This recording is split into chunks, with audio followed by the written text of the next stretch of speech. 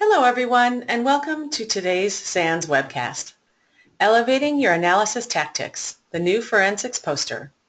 My name is Carol Auth of the SANS Institute, and I will be moderating today's webcast.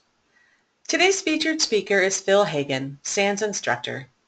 If during the webcast you have any questions for Phil, please enter them into the questions window located on the GoToWebinar interface at any time. Please note that this webcast is being recorded, and a copy of the slides and recording of this webcast will be available for viewing later today and can be found on the SANS registration page. And with that, I'd like to hand the webcast over to Phil. Hello, thanks very much, Carol. Appreciate that. And welcome, everybody. Glad to have you here this afternoon here on the East Coast. I realize morning on the West Coast, and a lot of folks look like they're in from all around the world, so we're very glad to have you. What we've got here today is kind of a bit of a guided tour, if you will, of the new network forensics poster. So I'm going to give you all the information about where you can get both the paper copies as well as the electronic download. And basically what I'll be doing is walking through the entire poster itself and kind of giving you an idea of what we did in putting the products together and how we can use that in the network forensic game.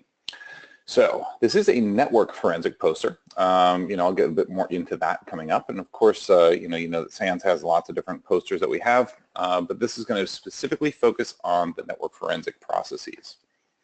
And a little bit of background about myself. I've been doing information security for quite a long time, really before it looked anything like what the industry is today. And I do come from a computer science background, but I've kind of worked very heavily in the communications as well as the defense and intel communities with some law enforcement work in there as well. So it's something that has benefited greatly, I think, in the product of both the forensics classes that we have at SANS, as well as things such as the webcasts and the posters.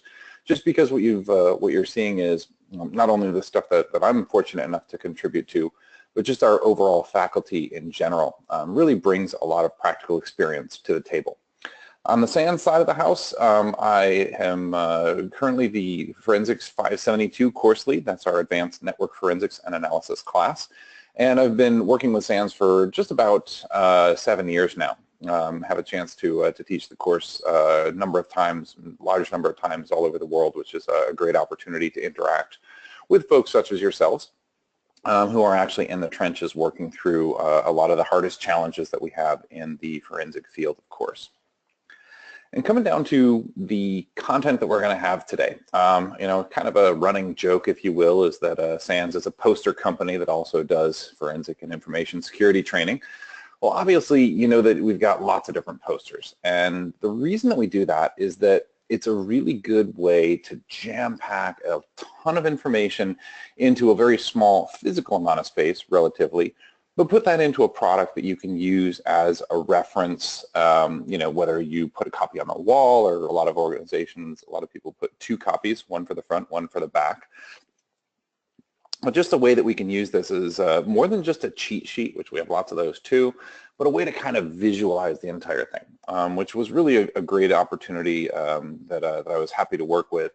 And probably took about a month to put this content together, and I had some great support from our other DFIR faculty with SANS, and really do appreciate their perspective to make it into something that I'm very pleased with, and I think you're going to get a kick out of when we get through the actual little guided walkthrough that I'm going to do here for you. We are live right now, so you can go on the SANS website and look for our posters, and you can download a copy, the exact same PDF copy I'm going to be walking through with you here in a moment. You can go grab that right now and follow along if you'd like. And then it is also available in print form. Now, I'm going to give you the instructions on how to get the hard copy format of the poster when we get through the later part of the presentation, but I believe, based on some of the people that I've seen joining in on the webcast here today, that a number of you already have that, which is great. So you can kind of follow along at home, if you will. And then I'm also going to give you some information about a distribution of the ELK stack called SOF-ELK. I'm going to tell you about what that is and how that fits into the big picture of both network forensics and broader use cases as well. And I'll give you the information on how to download that as well. So without any further ado, I certainly want to value your time as best as possible, so let's dive straight in on the poster itself. Now I'm going to walk through the first side, and then we'll talk a little bit more about one of the aspects of that, and then we're going to talk about the second side after that. So I'm going to move over, and what you're seeing here is the very first panel in the poster on the left-hand side here. And this is kind of the title page, if you will. So you know, this thing lays on the table, and you know, somebody sees this as they're walking by. This is kind of giving you the use case, like what's this thing for? It's kind of like the cover of the book, if you will. And what we're talking about here is some of the different use cases that we have specifically for network forensics in the overall DFIR practice. Now, the two that we've got highlighted here involve using network forensics both proactively as well as reactively, both of which are very valid use cases. But in the proactive sense, you know, we have this concept of what's become known as threat hunting, which is really just a formalized definition of a continuous, mature incident response program. And I think that's an important thing to keep in mind here, is that we're not talking about anything terribly new, but what we are talking about is bringing in new intelligence and applying it to existing data or evidence, depending on what terminology you might use in your organization, and then use that kind of combination to identify incidents that occurred in the past that you may not have previously identified, because, you know, obviously we're gaining more intelligence, we're gaining more information about attack groups and their methodologies and their artifacts, and we can apply that against our old evidence, our old source data, in order to find those incidents that occurred 6, 8, 12 months ago. We just didn't know what to look for at that time. Well, network forensics is ideal here because a lot of our indicators that come through in the form of threat intelligence are of the format of IP addresses and domain names and a lot of other network-based observables that we can use here to kind of look back in the past. So we're going to talk about that going through the rest of the poster here. But that's the first use case. The second one that we've got is a reactive. And reactive sometimes doesn't sound like a very good word, but in this case it's perfectly fine. What we're really talking about here is the classic use of forensics in an information security environment, where we have an incident that we know about and where we are going to go dive further into that and try and learn as much as we possibly can about the incident that we have at hand. Well, this is going to be you know, the situation where you've got an incident that kicks off or a case that's handed to you to run to ground. Of course, a lot of the artifacts and observables you're going to get from that are going to be network-based as well. So we can use this as a way to have full visibility throughout the you know, the phases of an attack, where we're going to see potentially you know, all of the, if you use the Lockheed Martin cyber kill chain analogies, where you're going to see almost every single phase of that kill chain is going to have network observables. So we're going to be able to really apply our forensic knowledge to that that situation. And maybe network forensics is going to be used by itself. Maybe, and hopefully more often, we're going to use it in conjunction with disk-based analysis. So we're kind of laying the case out here on this first panel of the poster, saying, hey, look, here are the ways that you might be able to use this, and kind of how this might fit in on your casework. Now, one other thing here, I'm going to zoom up a little bit. On the front of the poster, I've also got a number of additional resources. So all these FOR572.com short links, they're going to take you to further information, whether that's information about the course itself. One of the things I've put together for sharing lots of additional resources is a notebook containing lots and lots of different links and articles and tidbits of information, tools, techniques, you name it, that are going to help out the network forensic world. So this is a separate resource that's available here. And then we also have the ability to obviously get the electronic copy of the poster. Now you're going to see this /poster link again in just a minute. That's going to be the one that is going to get you a chance to download it, as well as to sign up for the paper copy. And then we talk about our certification link as well. Comment that had just come through said the links don't work.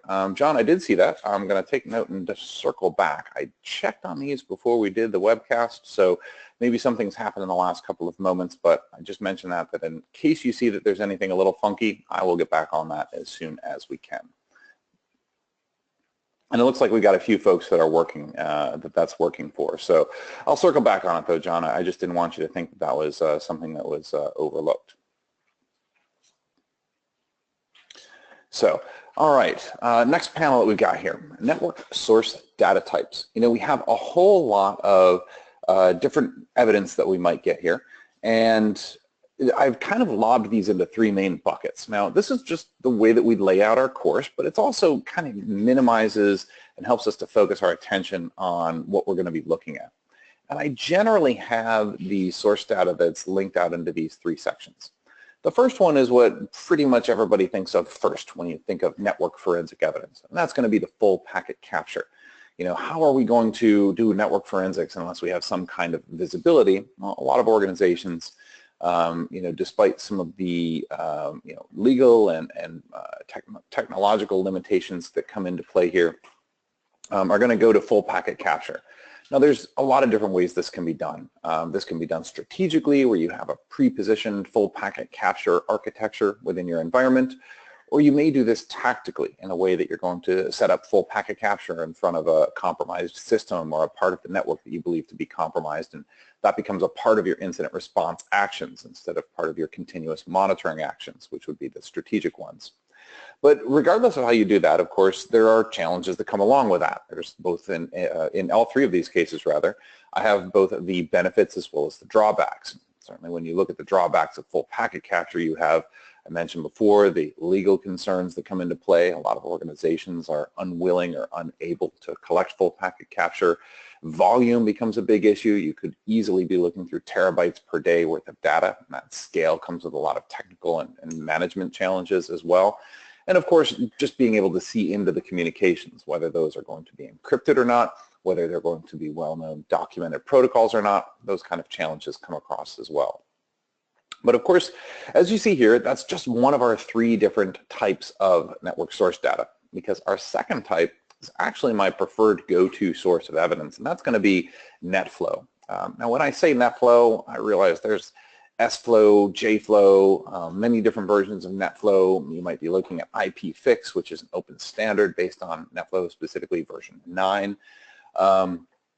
You know, all of those are going to be kind of lobbed in my mind here to the term NetFlow. So just kind of go with me on that rough approximation here.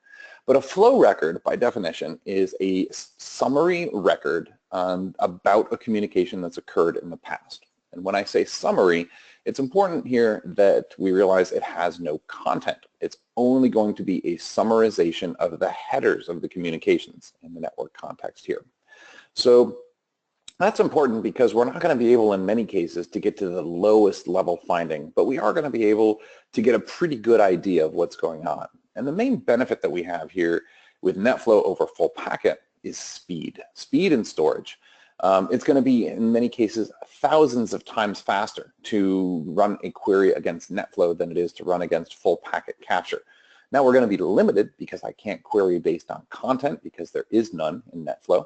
However, if I know that I'm looking for layer 3 addresses, which are IP addresses, or layer 4 addresses, which will be ports for TCP and UDP communications, you know, if that's what I'm trying to query on, it's going to be much more efficient to use NetFlow instead of going straight to the packet capture. So I do encourage you to use that as an important part of your analysis process.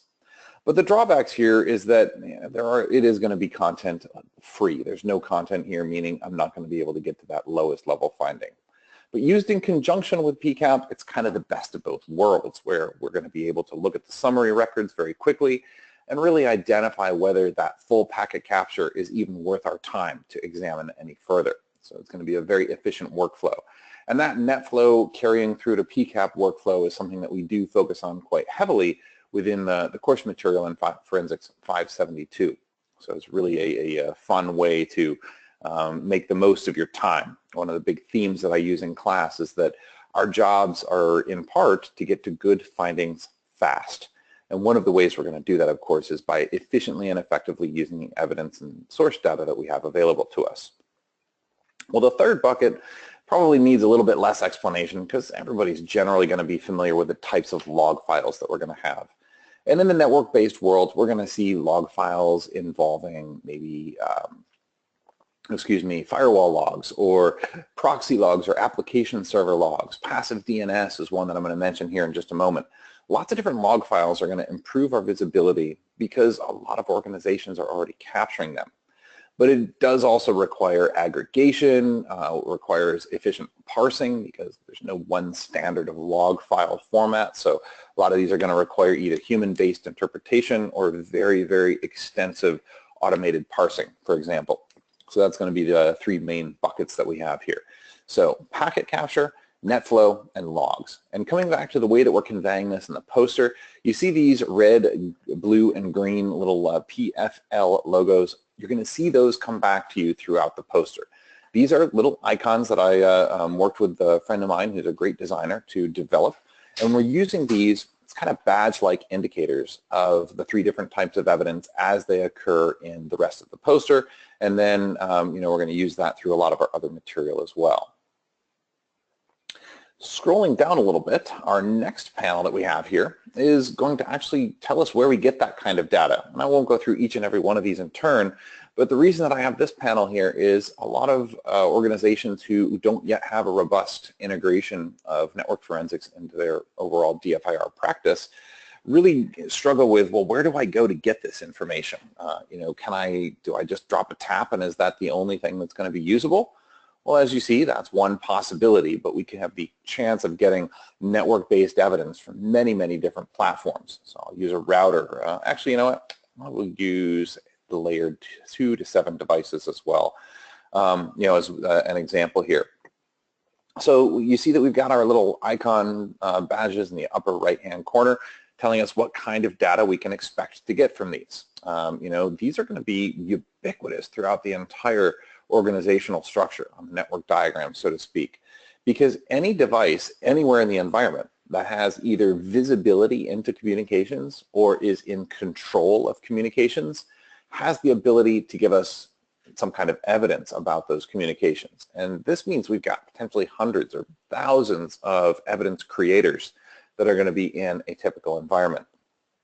So the benefits here, and drawbacks are going to be listed out for each of the different types.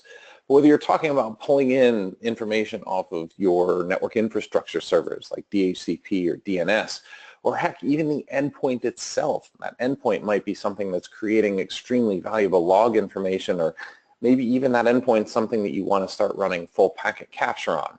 Those have the ability here to give us incredibly valuable insight to those communications. And as you can see throughout the rest of this panel here, we've got the sections on pulling network-based evidence from switches, routers, network taps, and of course those layer 2 through layer 7 devices. Not to mean these are the only places we're going to get network-based data, but it is going to be in my, my position is that this is where the overwhelming majority of that is going to come from. So it kind of helps you to answer the where do I go to get this, PCAP or this NetFlow or log data that's going to help me out. Next panel up, this one's actually a lot of fun. To be completely honest, this panel right here is one of the few that I used when I was developing the poster as kind of the cornerstone. Like this was the not the most important, because I think they're all very important, but this was kind of like the focal point. And the reason I say that is that a lot of organizations that are doing full packet capture, again, whether it be strategically on an organization-wide basis or tactically in the middle of an incident response, realize the drawbacks that come along with that, the volume, the cost to store it, etc., can be pretty big. And just the time it's going to take for you to run PCAP-based analysis is not always going to make it the most fun thing in the world to do. So what I've got on this panel is, well, how do I convert that into something else? And this is really where you start getting into the low-level command line-based functionality. Because this panel right here, let's say I go out on a consulting engagement and my client gives me a couple of terabytes worth of PCAP as evidence. This panel right here defines my standard ingest process. I will take that PCAP file and I keep it intact, don't change it, of course, but I do derive that, or as I say here, distill that full packet capture into other formats. And the reason is that there are many other formats that are going to be much, much more readily accessible, faster to query, for example, and this is telling us how we're going to do that. So how do I take that that PCAP file, and how do I convert that into NetFlow? Well, there's this great utility that comes as a part of the NF-dump suite that you see up here on top that's going to be called NF-PCAP-D. And it lets me read that input file and convert that into NetFlow that I will be able to query with the NF-dump command. Now this means I get an automatic speed up of my queries on that couple terabytes worth of PCAP to the tune of thousands of times faster. Really, really maximizes the efficiency of my queries. And the commands that we have here are going to be listed out, including not just the sample command itself, but kind of a shortcut toward the command line flags that you might use for that distillation.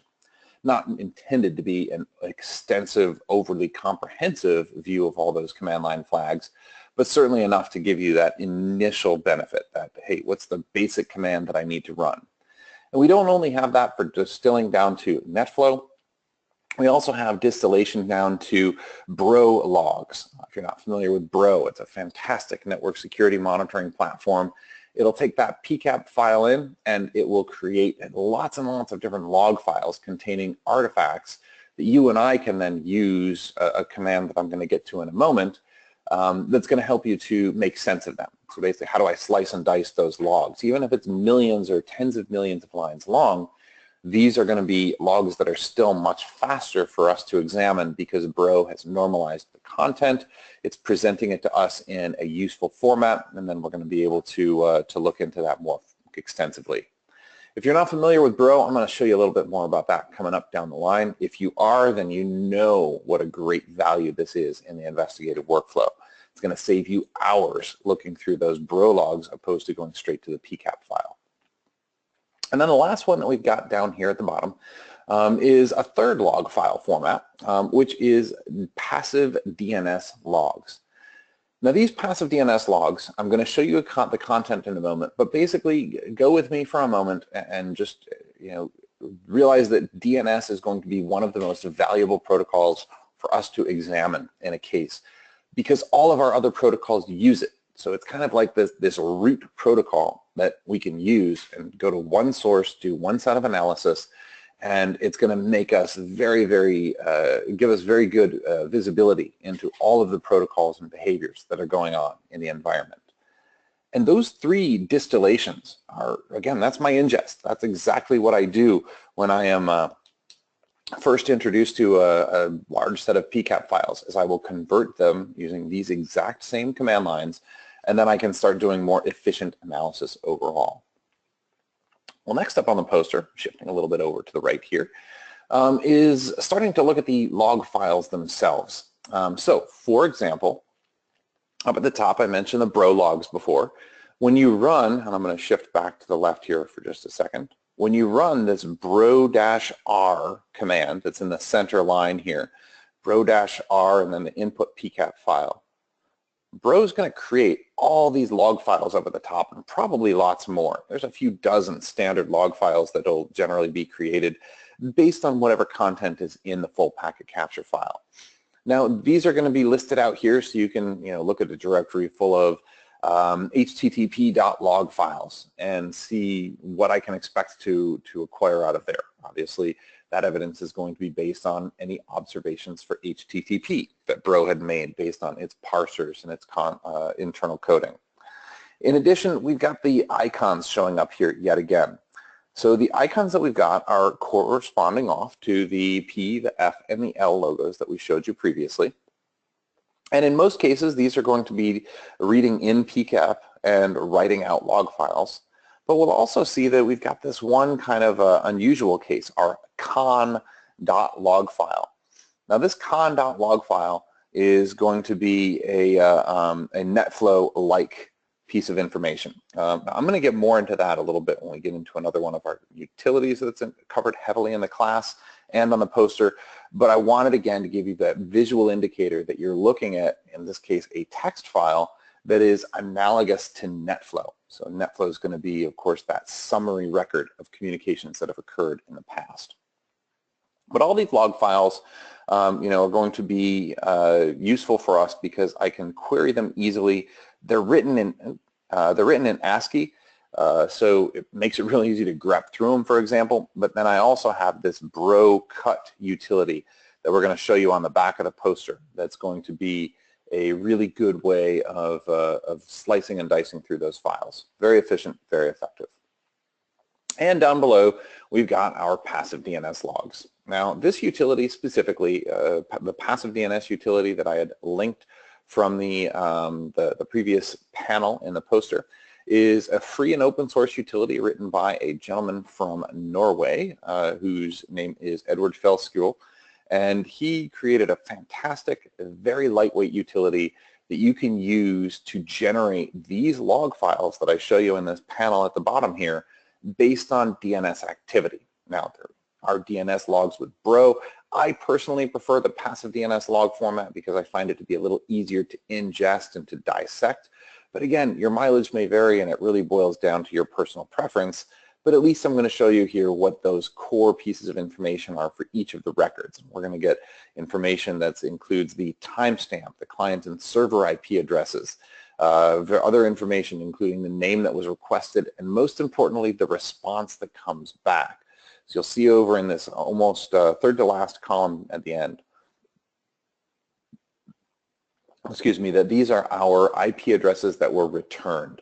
This is really important because it's going to help us to understand more about our NetFlow or more about our firewall logs, that those other records, they only retain IP address. They don't tell us the how did this get queried type of a story. So in this case, we can use passive DNS and we can fill that information in real easily. So that's going to be this panel right here.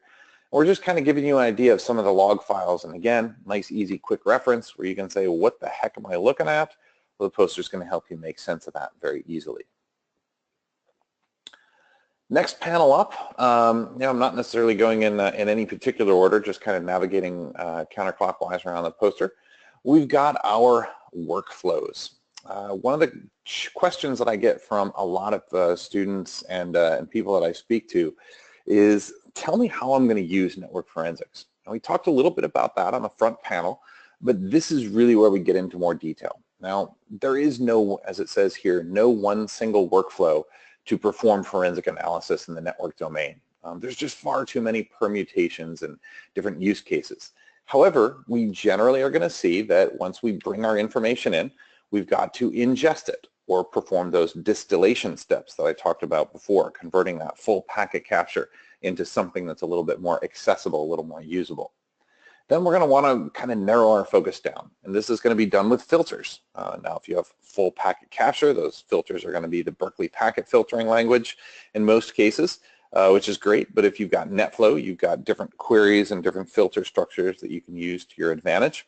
Your mileage does vary here based on the tools that you use, but in any case, the tool is not really what we're focusing on. We're focusing on the workflow. So how do I minimize what I'm looking at? A lot of times in normal casework, this is going to be informed by some kind of intelligence. Now, what intelligence would that be? Maybe you get that third-party notification that says your systems in your environment have been in touch with some malicious IP address out on the internet. Well, you might want to say, great, tell me which ones there were. Well, maybe not great, but maybe you want to know which systems internally were making those communications. This is going to be that reducing, that filtering. Take this large amount of data in and minimize it down so that I'm not having to look at those terabytes worth of data to begin with every single time. I want to minimize, and it's going to make you more efficient and more effective. And you can see the next phases that come into play here: analyze and exploration. Kind of explore the traffic that you have available and look for useful artifacts that you can use to pivot out things that are going to be out of the boundaries of normal behavior in your environment. One I like to use a lot here is HTTP user agents. Looking for HTTP traffic that includes the user agent value, which generally suggests the type of browser or software that made the HTTP request. I can use this and say, well, HTTP has this available. I understand the underlying protocol. Therefore, I'm going to use this piece of information as a means of profiling, let's say. And then the next step, moving down to the second row here, is extracting those indicators. taking a look at all of the HTTP user agents in the environment, and finding out which ones are the most frequently observed or the least frequently observed, or which ones don't belong, or which ones maybe match a pattern of known suspicious or malicious behavior. That's going to be what we're doing here. We're pulling those indicators out. We're starting to really run our hardcore analysis against it. Another thing that may happen here is pulling objects out. That's going to generally be done when we're talking about pulling malware or pulling executables or payload deliveries out of the network traffic, and that's going to be at this phase as well. And then as we move on, scoping and scaling, identifying how big the compromise is in the environment. Is it affecting 70% of your endpoints, or is it affecting exactly 2 endpoints? That different sides of the scale there give us very, very different ideas on whether something is either a 10-alarm fire equivalent worth of an incident, or whether we can dispatch a small team to figure out more information about those 2 endpoints versus the 70%. And then completing the cycle here is establishing a baseline. Very, very important for most environments, especially large environments, is understanding what's normal in your environment. Because if you don't baseline, then it's going to be really hard for you to look at traffic and say this is suspicious or this is outright malicious. You've got to know what's normal. You've got to have a really good handle on that before you can really dive in and say, I've got some problem traffic that I need to examine a little bit further. So we're going to talk about these a little bit more in terms of some of the useful parameters that can be used for baselining. But this is going to kind of give you that quick reference of where might I be able to use network forensics in my overall casework workflow. And then moving up to the very top, last panel on the front page here is the section on a VM appliance that I've created for class and that's distributed publicly called SOF-ELK. SOF-ELK stands for the Security Operations and Forensics ELK VM. ELK being, of course, Elasticsearch, Logstash, and Kibana. And if you're not familiar with those, it's a stack of utilities that kind of give you, a sort of big data analytic capability. And one of the ways that it's being used is in forensic analysis. When you've got billions of pieces of information that you need to examine at scale, grepping through billions of lines of logs is probably not going to be the most efficient thing for you to do in your day. So we want to have some kind of a platform that's going to do it. And I've tried to build SOF-ELK. My goal here has been to build that into a platform that's going to help us do that.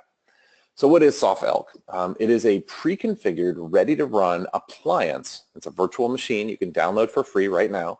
And it's going to allow you to ingest a number of different types of logs. We'll talk about those in just a second here. And then it's going to do analysis against them and extract some of those useful indicators, and then it's going to present them in dashboards. It's also designed to be very extensible, meaning that I want this to be something that doesn't just work as is when you install it, but you have the ability as the analyst to modify and adapt and adjust to fit your needs. That's a really, really important thing for me. So let's dive a little bit further into what SOF-ELK is. You download this VM, you fire it up. Well, the first thing you're going to probably want to do is log into that. And we've got information on logging in to the VM itself. Obviously, it ships with a hard-coded password, and we advise you, of course, to go ahead and change that as soon as possible. But what we've got in the first panel is, well, how am I going to get in? So we've got our default accounts here. We also talk a little bit about, in this next section here, how you're going to load the data. Now, out of the box, right now, I'm going to talk about this in just a minute after my little beach ball spinning goes away. That's a little unnecessary zoom for you, sorry. What we've got here is, how do I feed this, and what kind of data can I feed it? So out of the box, right now, it's going to support syslog, web server access logs in several different formats. It's going to support NetFlow, and it's going to support bro logs. And one very important thing that I've built into this platform is that it is designed to work in both archive mode, meaning somebody gives me a terabyte worth of logs, as well as live mode, where I can set this up as a SIM. And I'm going to get more into this in a little bit with regards to what some of my colleagues at SANS have done to extend the functionality of SOF-ELK overall. And it is a community project after all, so we are adding lots and lots of features. But we have the ability to place our logs on the file system in the directories that are listed on the page into their specific type of the log directories. And then it's going to parse those out, it's going to pull whatever information it can, and then it's going to put those into some dashboards. And then we also tell you how you can go ahead and modify the firewall configurations to enable the different functions, the different live receipt functions. So you can actually use this thing as a SIM, essentially. We give you some basic administrative commands. How do I clear things out? How do I reload data? Maybe I change some configurations. I want to reparse some things. So we tell you how to do that.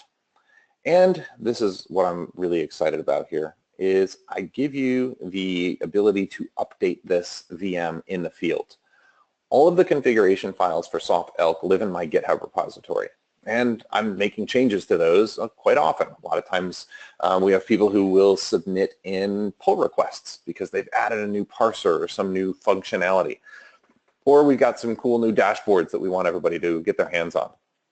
Well, when you log into the VM, it's going to actually tell you that there's updates available. And you run this sudo command right here, and it's going to pull down those configurations from GitHub, and it's going to activate them. So I won't go into all the gory details on the technical underpinnings that make that possible, but we invested a lot of time and testing and development work into making this very easy and very seamless. I push more information up to GitHub. You have the ability to get that without downloading a new VM, which has been awesome to see. And then lastly is information about the dashboards. Anything that we load in, we also provide dashboards for, and those dashboards are going to be linked from the main page. So you're going to be able to interact with that. You can query and filter that data. We talk about the different ways you can explore it. And hey, let's face it, if you're familiar with any kind of a SIM, whether it be Logarithm or whether it be Graylog or whether it be Splunk, you're going to feel right at home, because this is a free version that's designed to minimize your learning curve. And I didn't go copy anybody else's intellectual property because I don't want to go to jail, don't want to get fined.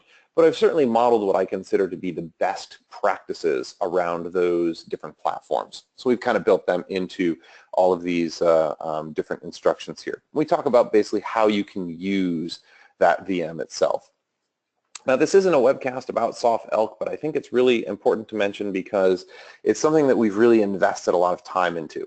My best estimate right now is I've probably put about 800 plus or minus hours into the VM itself. And it's something that a lot of people are using successfully on their casework, and it's something that I'm looking forward to the future on. I think it's got a very, very great trajectory that we're building it on. And, oops, hang on a second, I'm on the wrong panel here. If I look at just a little bit about what we updated with SOF-ELK a couple of weeks ago, I think it was 2 weeks ago today that the update went live. We added tons more parsers, and I really want to give a great shout out to Justin Henderson, who's the course lead for a future class here at SANS, which is going to be security class, so SEC 555, which is going to be a vendor-neutral tactical SIM class. Now, this is going beta version next week in San Diego. There's another second beta coming up a couple of, like a month or so after that. And then it's going to be in full production later on this year. I am stoked about this. Justin's put together a great class, and in part, he's going to be using SOF-ELK as well. So that's something that he has contributed a number of things into, and we are going to continue working with him, as well as Mark McCurdy, who has committed some information, some configuration rather, for Plasso data, so you can pull your endpoint data, lots and lots of other things that are being integrated here. So you'll see a bunch more things coming down the line. Question on whether it's available at GitHub. I'm going to give you the link for the SOF-ELK VM at the end of this, and then you'll also have a chance to see where the GitHub repository is on that as well. We've got lots of different other things in the pipeline for SOF-ELK. A really exciting roadmap lying ahead. Well, before we go too much further on, I want to get into the second side on the poster, because we talked a lot about SOF-ELK, but we've got a whole other side of the poster, and this is a blast. So here's the second. I'm going to zoom out so you can see that this is half of the second side of the poster.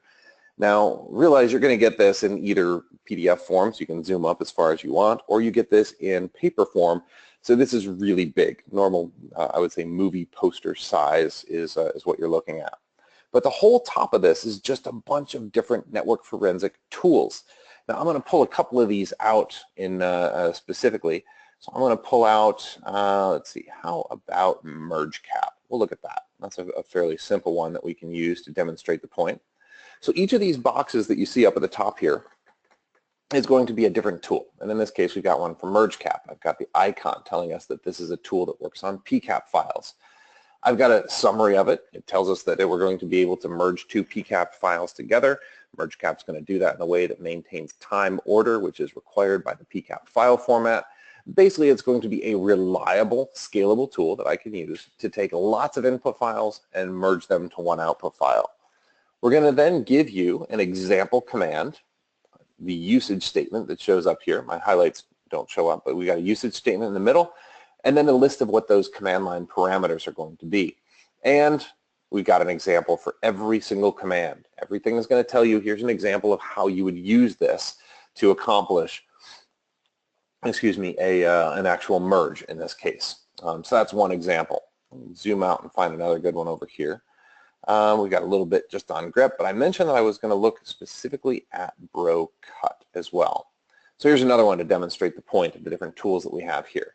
Bro cut is going to be the utility that's going to rip through those bro log files that we talked about, and it's going to pull out just the pieces of information that we might want. So I'm going to be able to say, cat the log file, and then let bro cut extract just certain fields.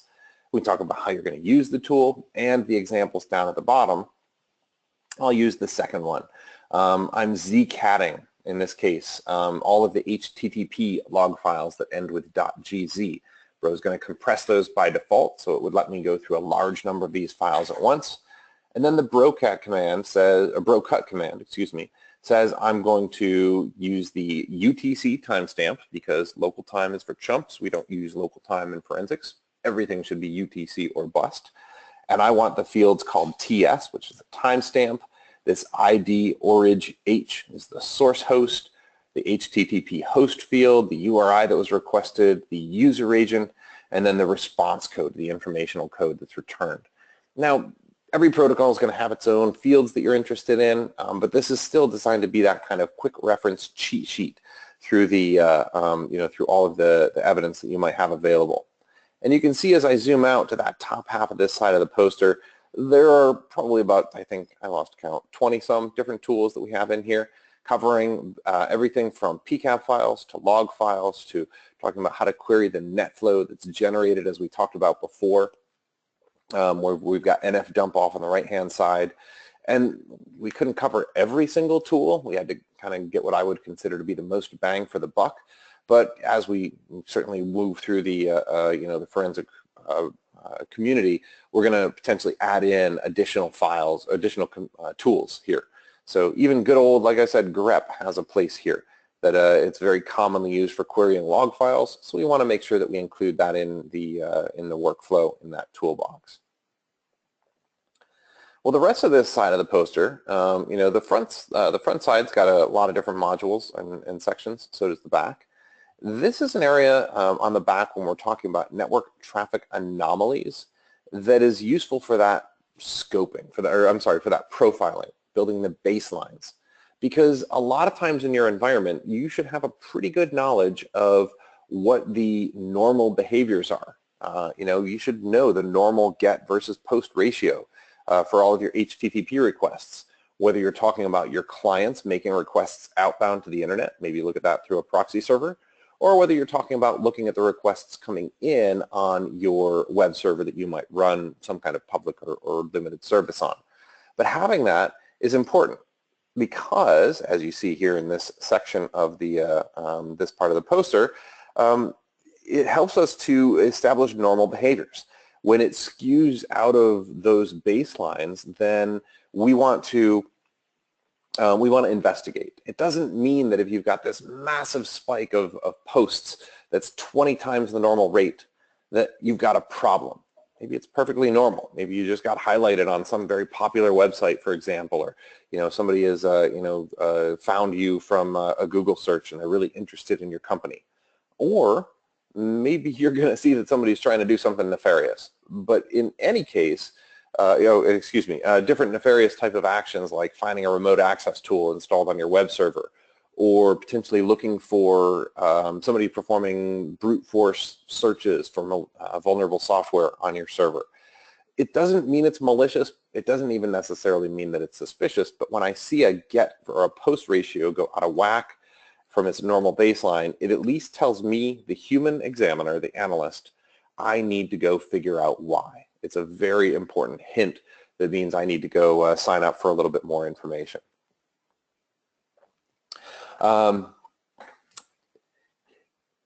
Oh yes, okay, so Jim mentioned pngrep.pl. So yeah, let me move up a little bit. We do have ngrep on here, and Jim Clausing, let me find it for you. Where'd it go? Here we go. So we've got ngrep on here. Now, I will say that it's limited here in that it only works for IPv4, and it's got some limitations. Jim's actually written a great script called pngrep.pl, which works very well to overcome those limitations. So I definitely am looking to add that in. We actually added it to the course material, and that's something that we will we'll add on in a future version. So Jim's doing lots of great work, and we certainly want to include that as well.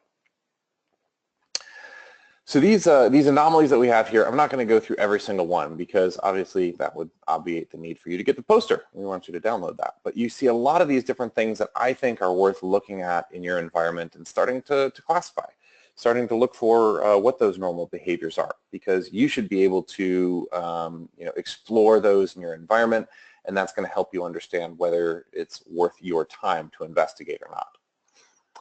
Now the last section that I'm going to talk about here, the major section, there's one other one that I'll mention here, is another utility that we use in the class as of our latest version, which went live in Forensics 572 at the Cyber Defense Initiative back in December. So we're still just rounding out our first 6 months in the new material.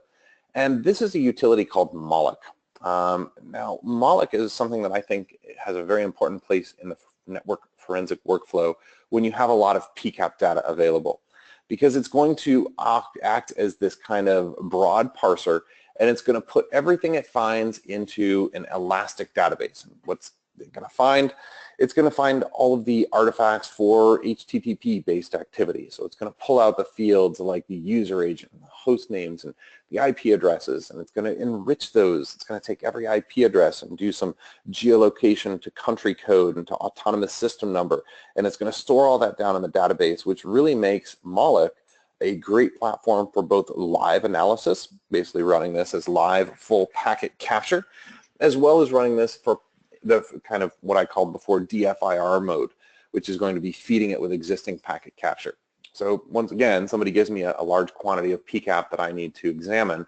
I'm going to go through the distillation that we talked about on the last page, and in most cases I'm also going to load that PCAP up into Moloch, because it gives me the ability in a graphical environment, web-based, gives me the ability to explore and filter and especially export components of that out of the original PCAP file. So I can say this session or this host is very interesting, export the file, and it's going to give me a PCAP that I can then use some of my other PCAP aware utilities against. Really powerful overall, but just as we saw with the SOF-ELK panel, this is not a custom distribution of Moloch. This is just talking about the Moloch application as well. You can install your own instance and manage that, but we're going to talk about how to load it, how to clear it, and how to write queries against it, basically, so we can understand how to make good use of the what Moloch's going to provide for us. So a lot of information buried in here, and when you start seeing what Moloch can do for you and get into the graphical environment, you're going to be very, very happy to have that as a capable and completely free tool for your toolbox.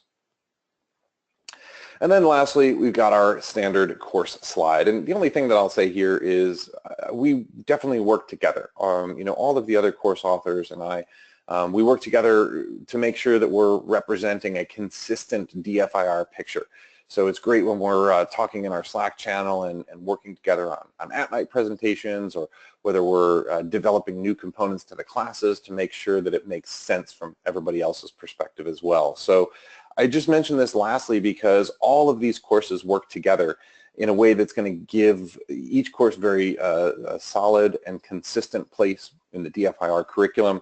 And I'm really, really excited with what we have coming down the line with our course updates that are always in process, as well as our other events like the at nights and such that we're presenting outside of the classroom.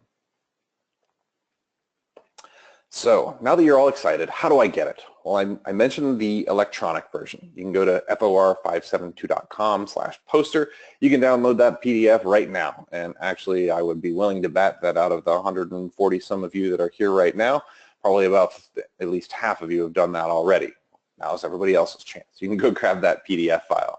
And if you would like paper copies, you can request those, and we will mail those to continental United States, or full United States, excuse me, as well as the EMEA markets and the APAC markets. We're going to mail those out as the requests come in, but you do have to request them by 19 June. Very, very important timeline there, because if you wait till past that, we're probably not going to have enough out of the first printing, and you may have to wait for the second run of those. I don't have a specific timetable on that, and I don't want you to be without it, especially since you took the time to join us here on the webcast today. So go to that URL. It's going to bounce you to the SANS website. You can request the paper copy after you log in, and you can download that electronic copy after you log in as well. So you'll have the best of both worlds. In addition, as we have additional developments on the poster and other use cases and such, we will be able to announce those. The SANS Forensics account that a number of us work with, as well as my own account. We're going to talk about all the new developments for SOF-ELK specifically. I have a separate Twitter account listed here, SOF_ELK, that's going to be where we announce new things that are being released on that. You can certainly use that to check out the GitHub repository, etc. All of those are going to be great places to go to keep informed. And Christina, great question. So Christina asked if posters will be at the class in late June. The classes going forward will have those posters. We have a class next week in Amsterdam that's going to have those, and then everything after that, starting with the DFIR Summit and such, will be present for that. So yes, we will have the posters in Austin, and hopefully you'll be joining us for that. But we're going to have these posters distributed as far and wide as we can. Viviana, who's our awesome marketing representative with SANS, is she's almost full-time mailing these things out. Her team is doing that, of course. We're getting these things out to as many people as we can, and we're going to have them at all the future Forensics 572 classes. When you go to DFIR Net Wars, even if FOR 572 is not at that event, we're going to be able to provide that for you. We're going to use that as part of our standard distribution. So you're going to have that in addition to the blue and the red posters that we provide already. And then we have a number of other special events as well. So you might go to, they were at CEIC, NFuse, excuse me, a couple of weeks ago. They were distributed. So they got a number of those, a couple hundred distributed. So where you see SANS, if we have a DFIR presence, there's a good chance you'll be able to get your hand on that as well. And as questions are coming in, please do put those through the question interface. We're doing great on time. We've got a lot of upcoming events. This is just a small sampling of them. I kind of took the ones that, based on people who had registered, I thought would be the most relevant. So I don't want you to think this is the only ones we have. But here's a list of what's coming up. Myself, Ryan Johnson, Hal Pomeranz. We've got a bunch of these events all around the world. So we have a number here in the U.S. We have a bunch coming up in Europe as well, especially over the next about 6 weeks in Europe. And we've got another one as in London later in the year. And then what I did not include on here, just based on timing of this webcast, was our APAC events, but I don't want you to think that that means we're not going to APAC. We have Singapore, we have Sydney, we have Tokyo, which is going to be presented with a translator in Japanese. So we've got lots and lots of other events coming up, and I think I may have even forgotten one or two. But we've got a bunch of things that I don't want you to overlook overall. If you have questions, please do add them in here, and I will answer them in turn. And all of the other resources that we have at the bottom are definitely worth you checking out as well, including, as the question earlier had asked, that SOF-ELK download. Go to that SOF-ELK README link, and it'll give you everything you need to know on how to grab that VM right away, grab the download out of my account, and you will be off to the races in a matter of minutes. So question from Canada, actually. Welcome, glad to have you here. These do ship to North America, so I'm going to go out on a, So yes, we do ship to Canada. So you'll be able to get these sent out as well. Just make sure that you go out to that website by the 19th, and we'll make sure that we ship that to the North American market as well. So I didn't mean to overlook that, so I apologize for the semantics, but yeah, we'll get that out to you for North America wide as well. And it looks like a tech support question on SOF-ELK. So your best bet on support for that is to use the GitHub issues. That's something that we'll use for our support there. It is free and open source software, so it's something that myself and a few other colleagues are working on in our spare time. We'll certainly do our best to assist you with that. But the one thing I will mention based on your comment, Derek, is it is designed to be a standalone VM, so we'll be supporting the VM. And if you're putting this into a separate installation that you've built yourself of the ELK stack, I cannot promise all of that is going to work together because there are a lot of system level assumptions that are needed, and that's why we put this into the appliance itself. So feel free to ask those questions through the GitHub issues. I will do my best there. However, if it's not in the SOF-ELK VM itself, then that might be something that that we may try and give you a couple of resources on, and we'll certainly do our best.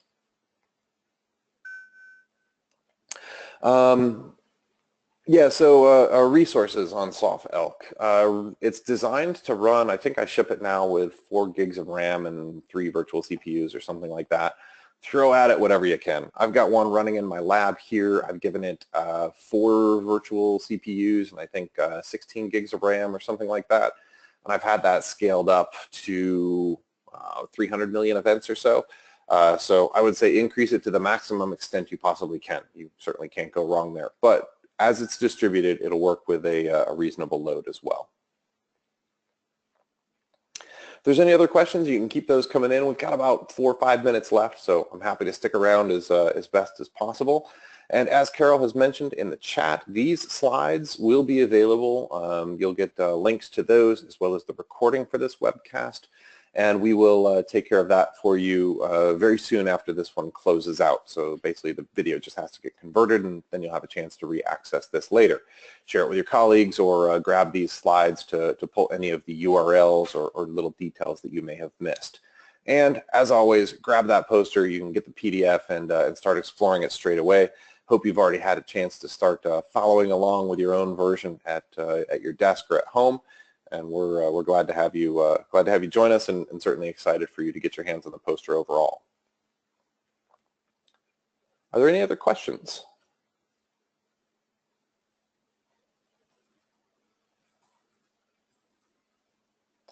All right. Well, it looks like we're pretty well set here. If you do think of any questions later on or anything like that, hey, that's why my Twitter account is there. Feel free to fire those over, and I will get back to you. Ooh, a couple just came in. Oh, just under the wire. Glad to do this. Yes, the SOF-ELK download link, go to this SOF-ELK README, and that will get you where you need to go. So that's going to get you to the actual download itself. Go read through the README. It's going to give you the hash values. It's going to give you the credentials, and that will get you on your way. And then how to get Windows events into it. Right now, we do not parse EVTX files. That is something on the roadmap. However, what you can do is take Windows events live and repackage them with something like Snare, and we are parsing Snare messages. So that's the primary one that we're looking at.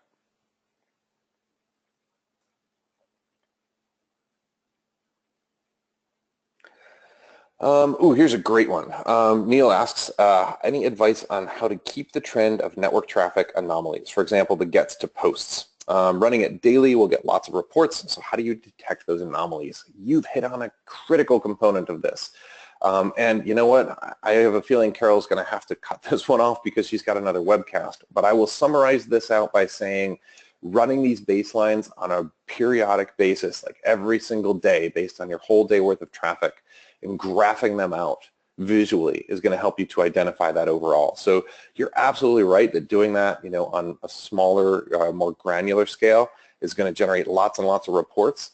So what I generally like to do is visualize that. Kind of bringing it back to SOF-ELK, we have the dashboard that does exactly that with the gets versus posts. So you load that in, maybe you do that with bro logs, maybe you do that with your web server logs or your proxy logs, and that's going to then visually jump right out at you and say, I've got something that I need to look at, and then you can dig in a little bit further. But you're right, that's definitely one of the challenges, and I think you'll see that we've got a pretty good approach for that overall. All right. Well, I think that's the time that we've got for today. Thanks very much for the questions. If there's any others that we didn't have a chance to get to, or you didn't have a chance to enter in before we had to end the webcast, please do feel free to let me know. I'm happy to try and address those out of band. In any case, I appreciate your time here today and look forward to seeing you in a class sometime soon. We'd love to have you anywhere in the world we might be. Thanks, everybody. All right, well, thank you so much, Phil, for your great presentation, which helps bring this content to the SANS community. To our audience, we greatly appreciate you listening in. For a schedule of all upcoming and archived SANS webcasts, including this one, you can visit sans.org/webcasts. Until next time, take care, and we hope to have you back again for the next SANS webcast.